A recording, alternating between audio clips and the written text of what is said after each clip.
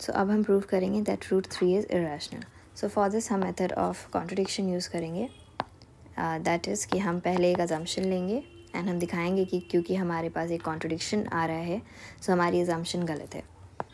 So let root 3 be rational and let a by b be its simplest form. Obviously आपको लिखना पड़ेगा कि a comma b जो है it belongs to integer and b not equal to 0. ये लिखना बहुत ज़रूरी है.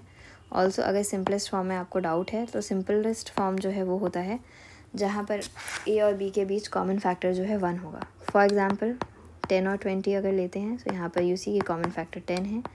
Now if I cancel it out so I get half and यहाँ पर जो है कॉमन फैक्टर 1 है. तो ये जो है सिंपलेस्ट फॉर्म है. Now we will continue with our proof. So मैंने क्या लिखा है कि root 3 is a by b. So now we will square both sides. So हमारे पास आ जाएगा 3 is a square by b square.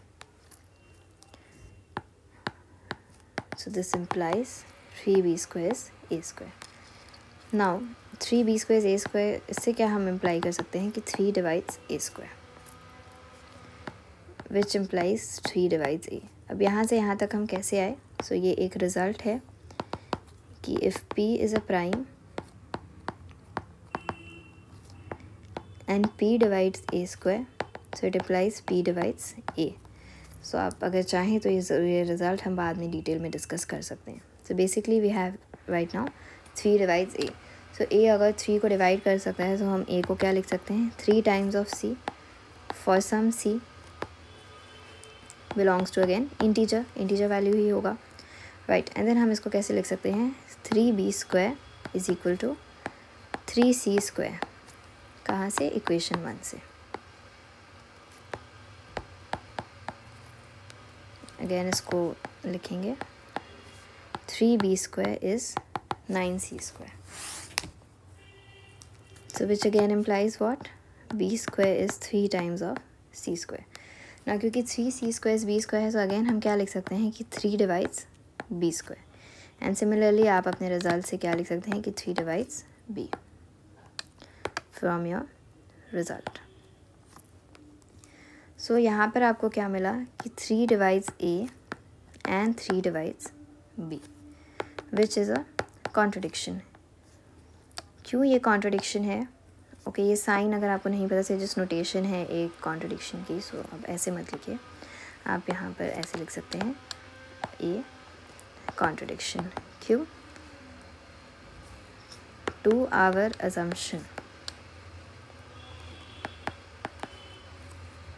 Because हमने क्या अज्यूम किया था, आप देखिए कि a बाई बी जो है वो अपने सिंपलेस्ट फॉर्म में होगा. बट अगर हमने ये अजम्पशन लेकर कैलकुलेशंस किए तो हमें पता चला कि 3 divides and 3 divides b. So a comma b is not in its simplest form.